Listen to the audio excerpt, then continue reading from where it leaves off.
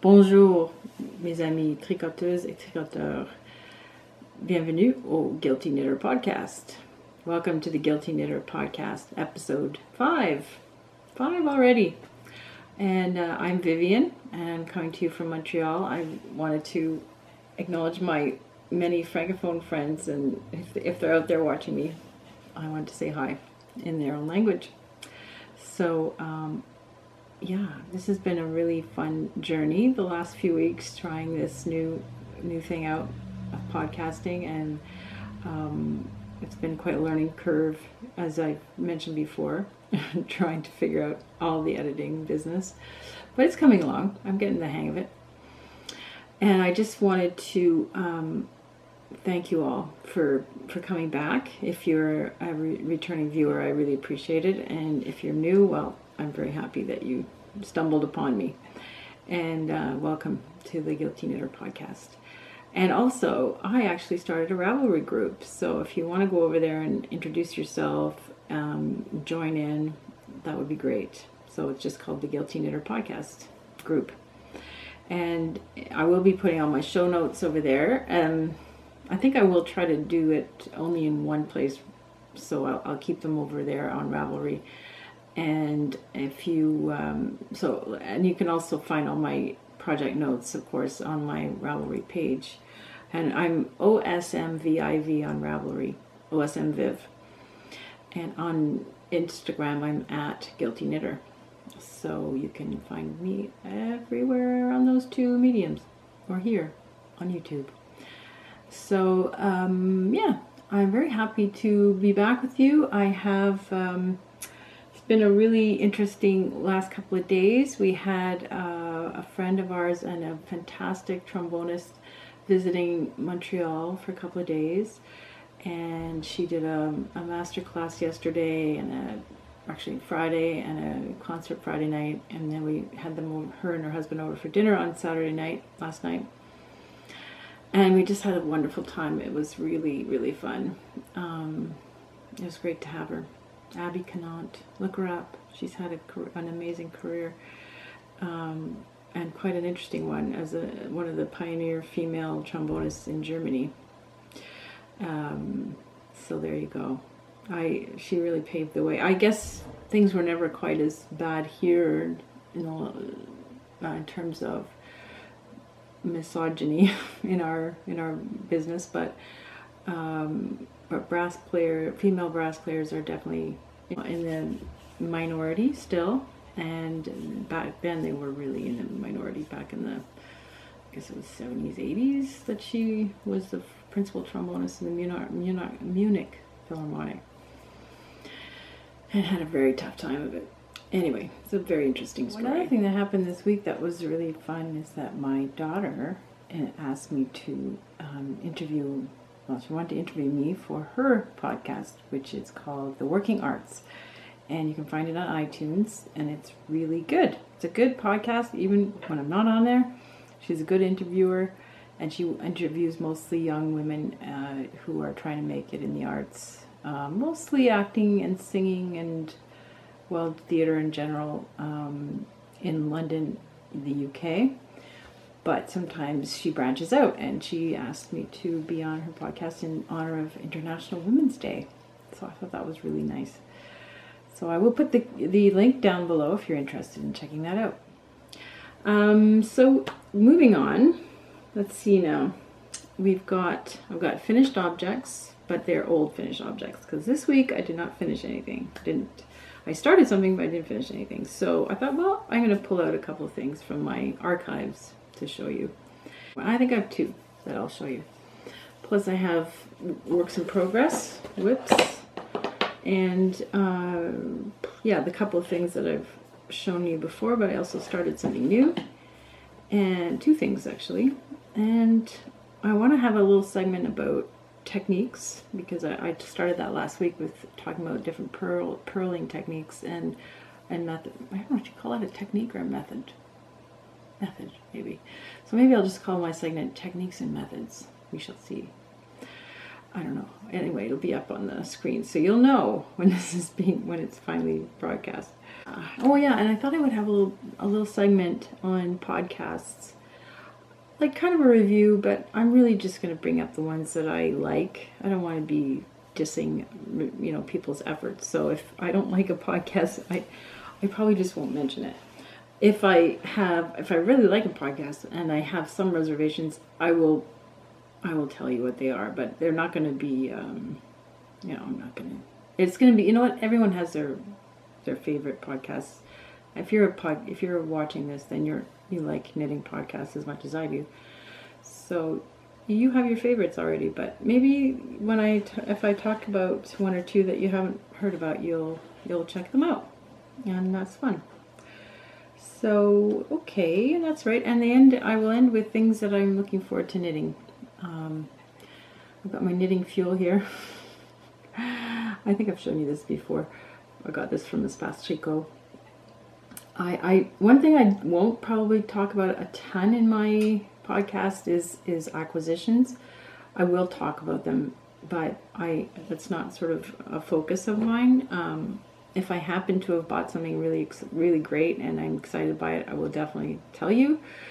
But it's not. It wouldn't be my focus, because when I watch other podcasts, that's not my favorite part. I really prefer to watch what people are talking about, what people are working on, what people are excited about in terms of their knitting or challenges they're facing, ways that they've figured out to meet those challenges. That's what really makes me want to watch a podcast. And of course, if they have fun personalities, that helps too. I hope I have some fun in my personality that will help you come back. Anyway, all right, so I will start with my first finished object, which is this. Yeah, it's I'll take off my. This is my Vertices Unite, which I've shown you before. Gorgeous, I know, but I won't bother you with that. And I will talk to you about this one, which is the Love and Lemons shawl by Melanie Berg. I'm pretty sure I didn't show you this before. Anyway, I knit this out of Shibui linen, which is apparently discontinued in the blueprint colorway. But you can certainly get a similar, but they have a similar one that they recommend to replace this one. So I think, is it 100% linen? I think it's 100% linen. I forget, but it was. I'm not crazy about working with linen, but man, I just love the finished object. It's perfect for a summer shawl. It's just a decoration, It's so light that it wouldn't really help you stay warm. But I wore it to my daughter's wedding back in July. That's why I made it. I also made her a scarf. I made her a scarfy thing. Do you remember the scarfy thing? That was all the rage last summer. Well, I made her a version of it.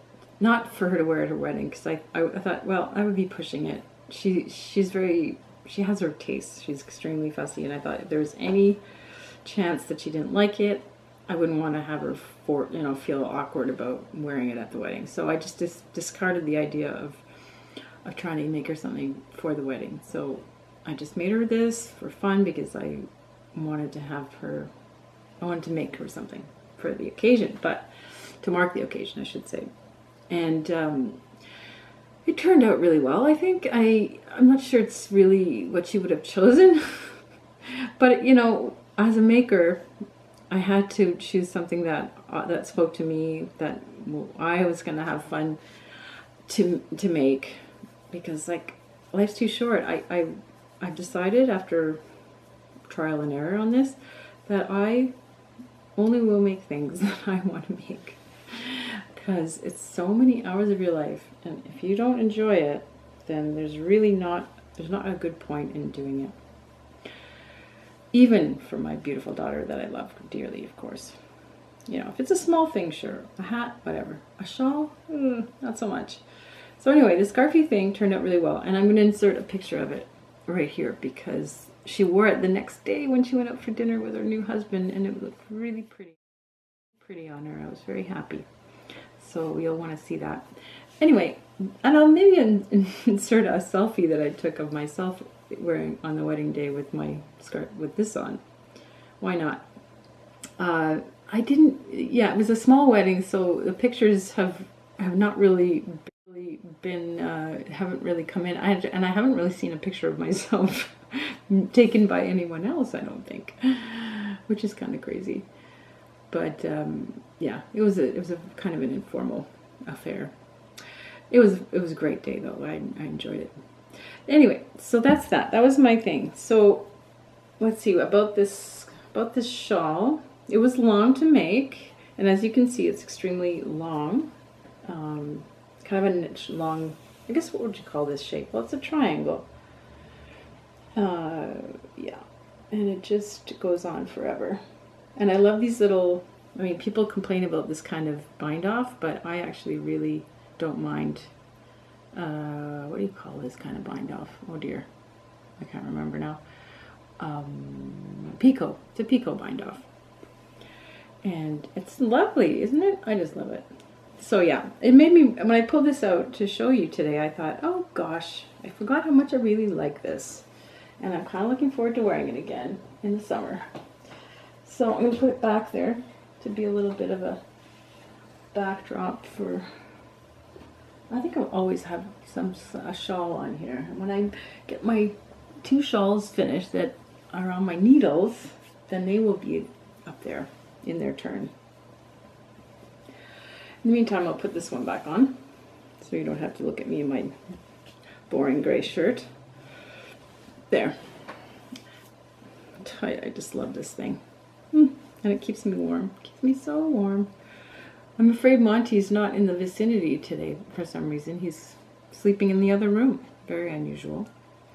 If he comes back, I'll give you a little, I'll show you. You've seen him before, of course.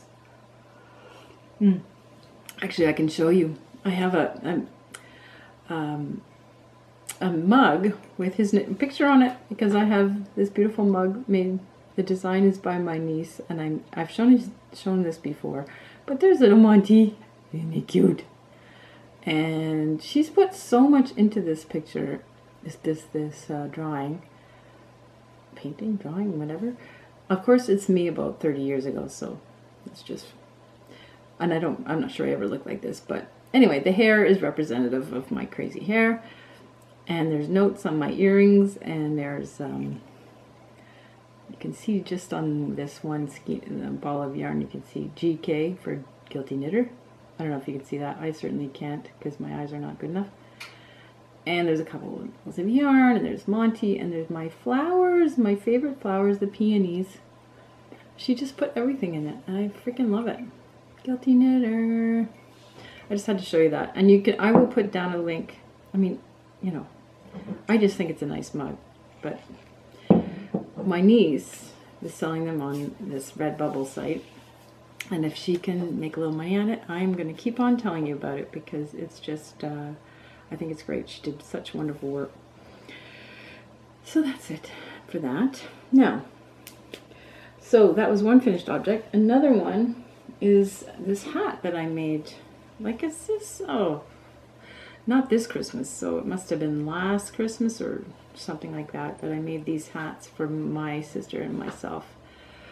She wanted a beret, so this is supposed to be a beret, but it didn't really turn out like a beret, unfortunately. So this was my first effort, and I decided to keep it because it's quite nice just as a hat, just as a toque type of thing. It's quite pretty, right?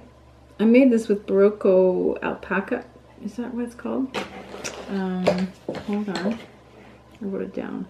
Yeah, it's from a pattern called Three Tams by Angela Wu. And it's, yeah, I don't know if it's a free pattern, so you'll have to check that out. But there's 3 different versions of this hat with a different color work chart. So it's really quite pretty. This was my favorite with the big star. And it has what do you call that? The rib variegated? No. Oh, I don't remember what this rib is called, but you know what I mean, where you alter the colors every stitch. And it really worked out nicely with this yarn, but If I had to do over again, it probably would take a lighter background color because it would pop a lot better. I think the colors work really well together, but it's very subtle. So yeah, so it's Barocco Ultra Alpaca for the light blue, or purplish blue, and the other one was Tanis Fiber Arts Green Label in their Iris colorway, which is a gorgeous colorway. Yeah. Anyway, so that was fun. So I made this one. It wasn't the right shape for her, so I altered it a little bit to see if I could get it to fall more like a tam. You know how tams are supposed to be, you know, kind of like this, I guess. Doesn't work at all. But I thought I did it. I thought I succeeded. It seemed to be a bit better, but in the end it got kind of stretched out, and I guess now it doesn't really fit her, sadly. But yeah, I guess she still wears it once in a while, maybe. I must say this was a fun knit. I didn't even mind doing two of them because it was really, really fun. I love color work. So much fun. Okay, so that's that. Next. Oh yeah, well, I'll show you my 3-color cashmere because I've been working on it for so long and I have made some progress. It's not done, but it's getting there. Maybe I'm more than halfway through the purple section now, which is just a stockinette, but then there are some purl stitches here and there that you can maybe see. I don't know if you can see that. But it makes a nice just a slight texture to it, and I think that's kind of interesting. Of course, I screwed it up. Like, I definitely did not do the purls always on the right row, but I don't think you're going to notice. And I decided to block out the bottom part a little bit so that it would look a little more like flat. And I think that's really good. And I wove in some of the ends so that I don't have as many to do at the end. You know how that is. The only thing I'm finding annoying is that the bottom there, where I started, it really rolls. So I don't know how that's going to work. But I figure, like, if I'm wearing it like kind of around my neck, like so, you're not really going to notice that. So I'm not too worried, but there must have been a way. I know that other people, I saw some other people's project notes, and they mentioned the same problem. And I think they did, some of them had a solution, and of course it was a bit late for me. One of the things was to make sure that this edging was really loose, and I think that they had some way of doing it, like every row they would add a yarn over and then drop it at the next time they came to it, so that it would just have a little more material. But of course I didn't do that. Well, let's see. I'm trying to keep it loose. That's all I can do. But anyway, so far I really like it. And I want to get it done, but at the same time these rows are so long that I just can't bring myself to do more than a couple at a time. I always look forward to the next section. The next section is going to be the lace section, so we'll see how I like that. And it's going to be in this, I think I'm going to do it in this mist colorway of the Julie Aslan? No, that's Sweet Georgia. Yeah, merino silk fine. And it's a gorgeous yarn. So yeah, this is the Knitting It Up colorway, Knitting It Up sock yarn by my friend Annie, and in the Spirit Schools colorway.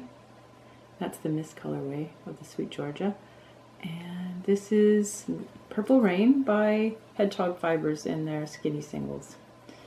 So yeah, it's very nice. So that's that for that. And, oh yeah, I started a new thing, which I'm excited to show you. It is called,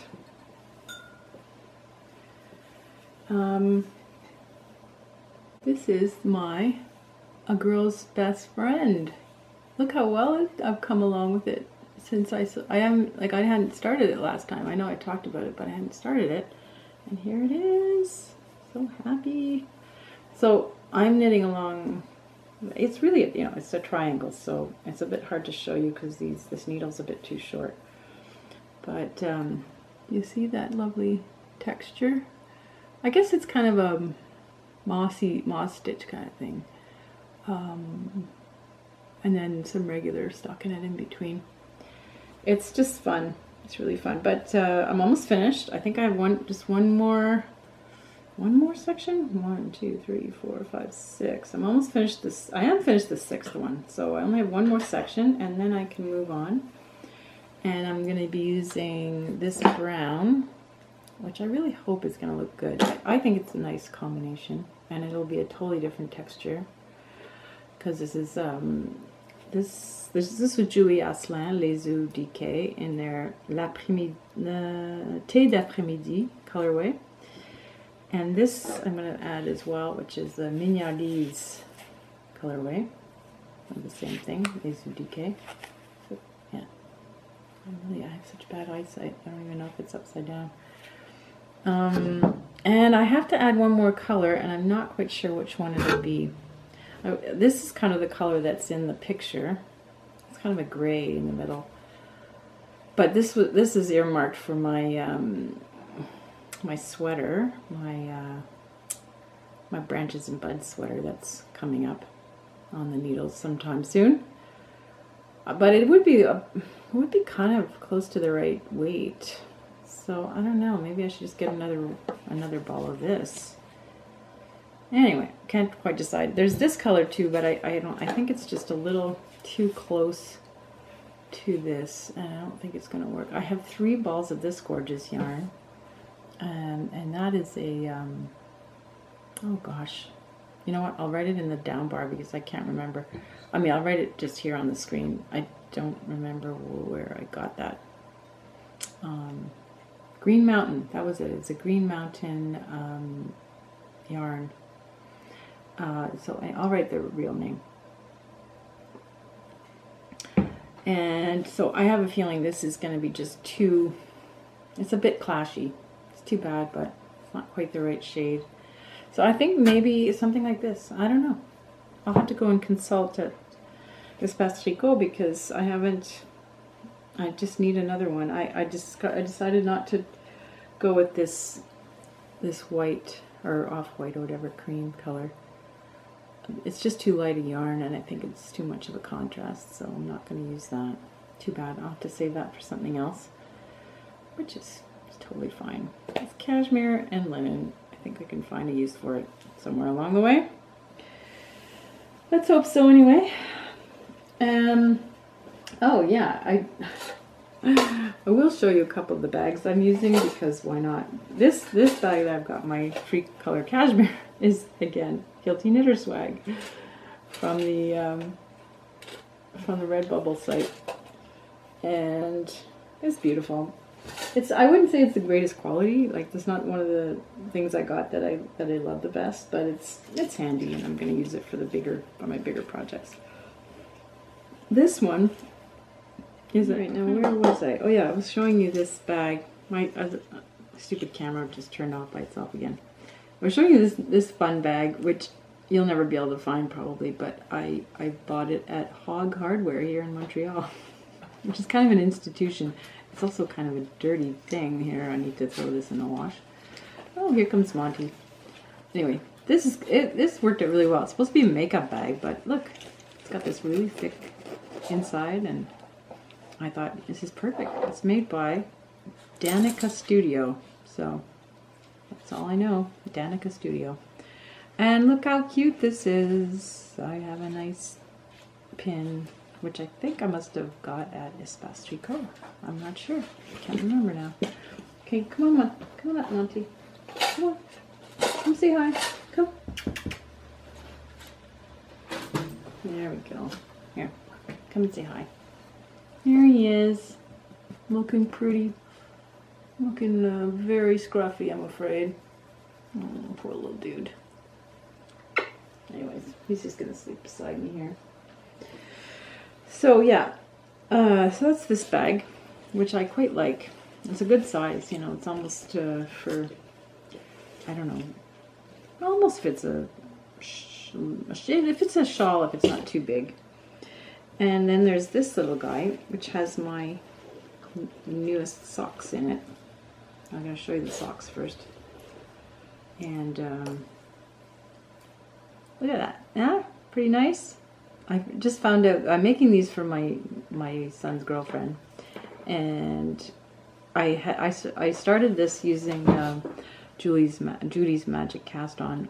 I think I cast on 24 stitches total, and then increased to 56 because she's got, well, I find actually, I mean, she has smaller feet than me, and that's what I did, 28 stitches last time, so I think it should work. Or sorry, 56 stitches, 28 per needle. And I hemmed and hawed about what pattern to put, and I finally decided to just use this vanilla sock pattern, which is really, I believe it's a free pattern on Ravelry, Vanilla Latte Sock. So it's just a little variation. It has these two pearl stitches in between the knits and every other row. So you'll do the pattern one row, the next row you knit. So it's pretty fast. I've done this pattern before, so I think it's going to be nice. This is the Banana Legs colorway by Hedgehog Fibers sock. This is 90% merino and 10% nylon. I hope it's going to be strong enough to hold. I didn't realize it only had 10% nylon on it. Anyway, we'll see. Because the last time I made her socks, they got holes in them really fast because it didn't have any nylon. That was done. Anyway, so this is a beautiful yarn. I love the color. I'm not crazy about the fact that it splits like mad. I don't understand why it couldn't be a little bit tighter. I don't know. And I've had this problem with Hedgehog before, and I keep buying it.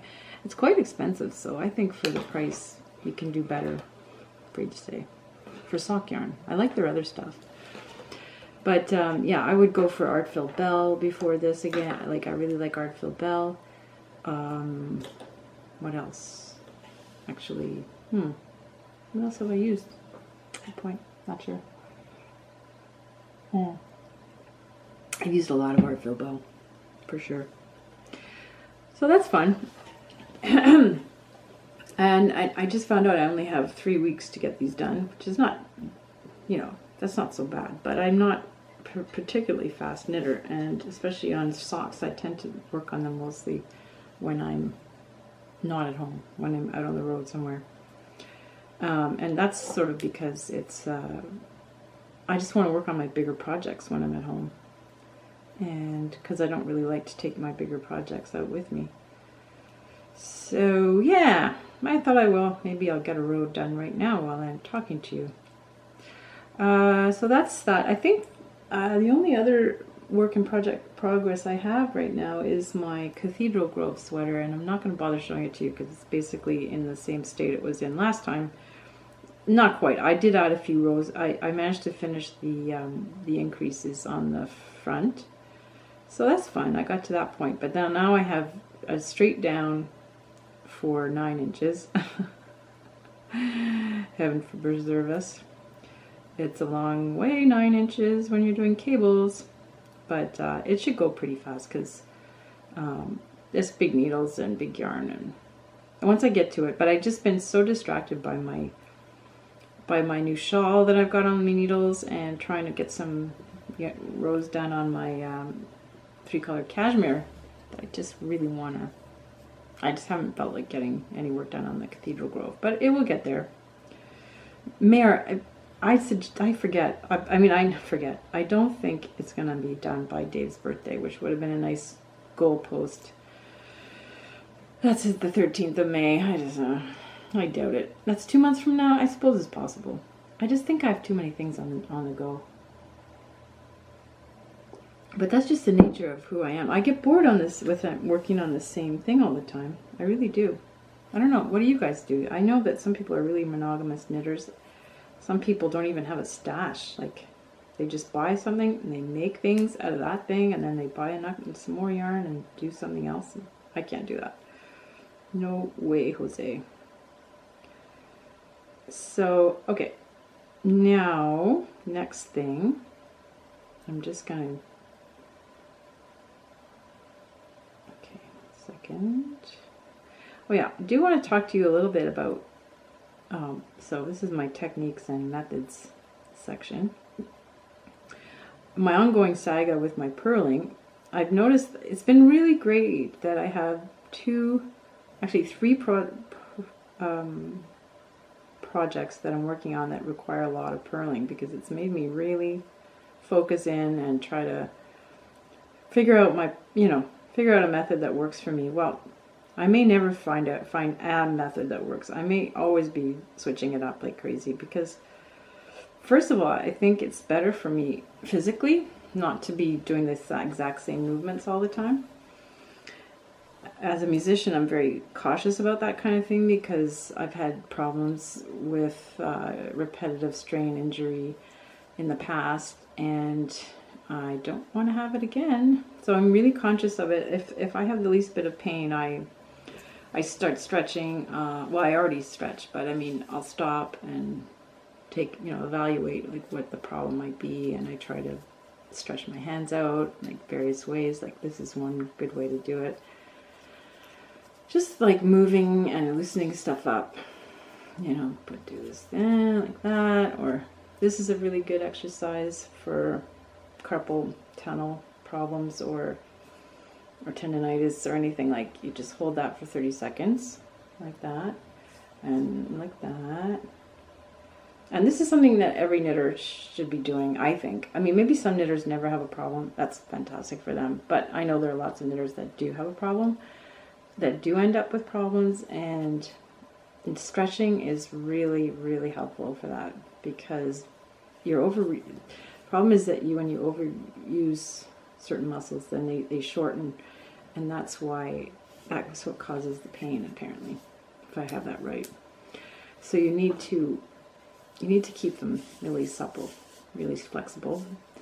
Also, it helps to be a little bit stronger. So to build up your big muscles is always a good thing if you're trying to avoid those little muscles getting sore, because the big muscles support the little muscles.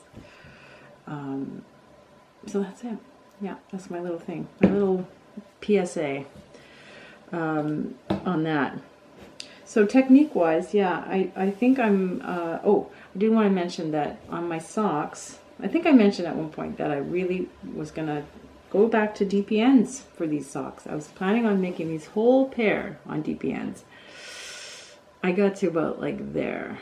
I think I got past the toe, and that's it. And I thought, no way. I just can't do it. I don't know. I really thought it was going to be a great idea to give it the old college try, and then I'd be able to say, okay, I either like it or I don't. But I just couldn't be bothered. I couldn't be arsed, as they say, as my daughter likes to say. She's a Londoner now. So I thought, nah, I just don't like it. I might as well just accept that I don't like it and move on. It's okay. I gave it a little bit more of a try. I definitely prefer either this method, which is the magic loop method. I just finished watching the Grocery Girls on Craftsy giving a little 10-minute intro to the magic loop method. So if you ever want to check it out, that's a good place to start. It's very easy. I also like the two circulars method, but it's a little more. There's a little more going on. There's all these extra things sticking out here and there. So it's not quite as handy. And you have to have two needles of the same thing, so that's also costly. But I do like it sometimes. Sometimes I'll just decide that I'm going to go that route for whatever reason. A hat, I don't know, depending on the thing that I'm making. But I do like to change it up. I think it adds something to the process. I like going by the seat of my pants. It's like how I like to choose colors. I often have a rough idea when I start, and then I think, oh no, I don't think so. I'll try something else, especially in a shawl or something like that.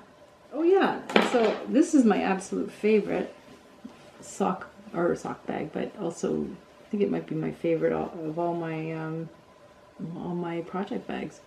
Isn't it cute? I bought it in Nova Scotia, and when I was there last summer. Isn't it adorbs? And I think I kept the little tag came off, but it says Mary Claire Originals. MERRYCLAIRE.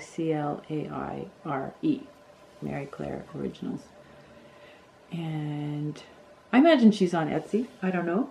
But I bought it at a shop in,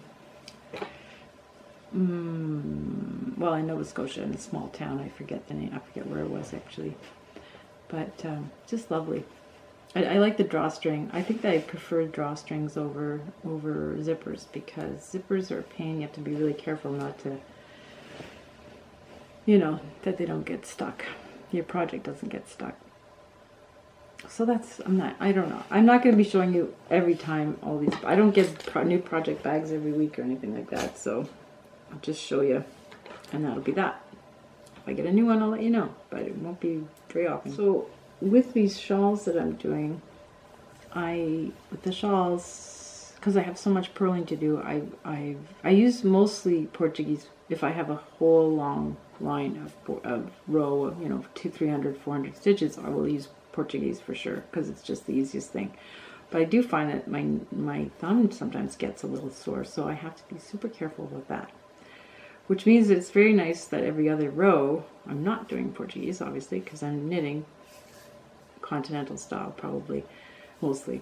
And if I have a 1x1 rib or moss stitch or something to do, then I use continental, or maybe I throw in some Norwegian pearls just for fun. Like I said, I have a hard time keeping to one method.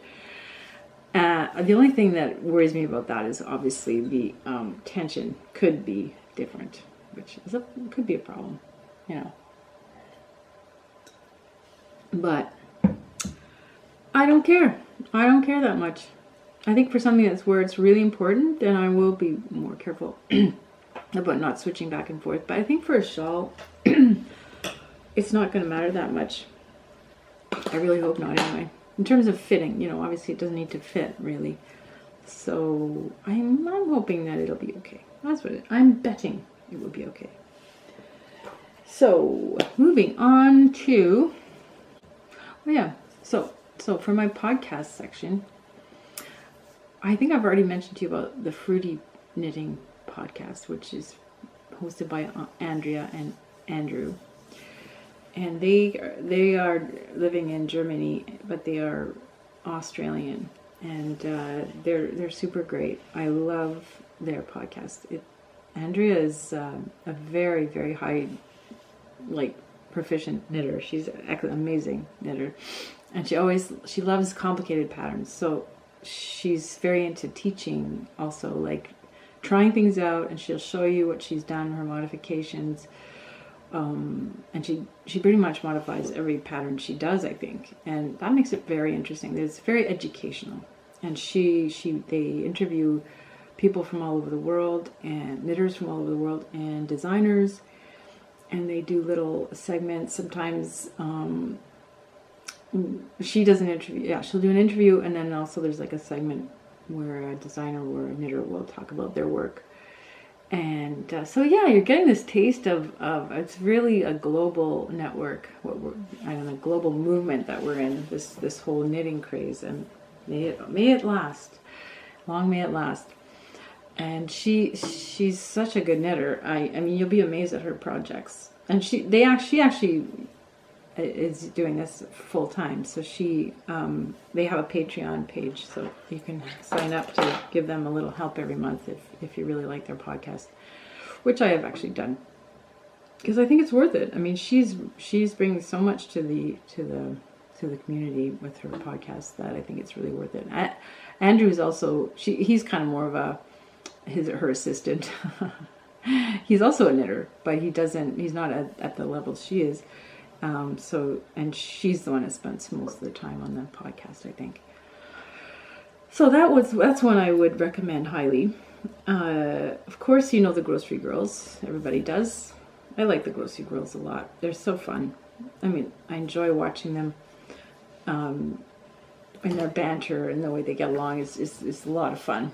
But the only thing and this is a slight criticism I have for most podcasts, is that they talk a lot about the things that they buy and the things that people have sent. Like, I mean, I'm sure people have sent them tons of stuff, but they show it like it's a lot of stuff. So, I mean, if you don't like that part, you can skip over it. So, I just watch it for the fun, for the for the banter and for their projects, which are often very interesting too. And the same goes for, I would say, for the Espace Tricot blog, which I also really like.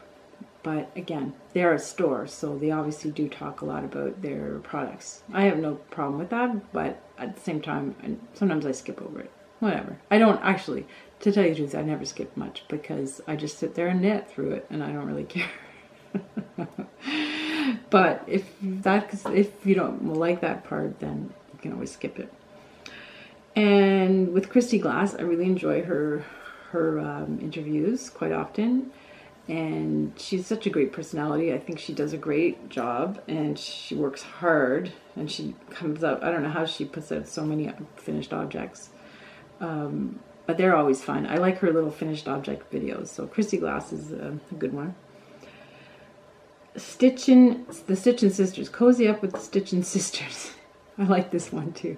And I only just discovered it. I know I'd heard of it, but I had never checked it out. And I quite like it. There's these 4 sisters, and they live in Grande Prairie, Alberta, which is kind of fun too. I mean, they're Canadian. But they have this cute accent from out west. I mean, Canadians have this thing where they think they don't have an accent, but it's a big country. For sure there are pockets of different types of speech, so it's fun to listen to that.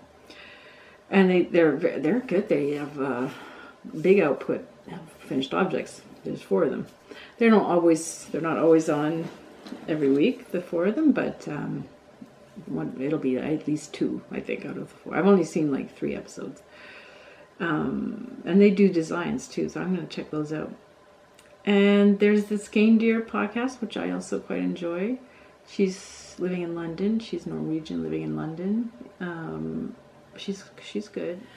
Yeah, as I was saying, the Skane Deer Knits is a good episode, a good podcast to watch. I enjoy her a lot, and she's really into stranded knitting, like color work. So she does a lot of really cool designs, lots of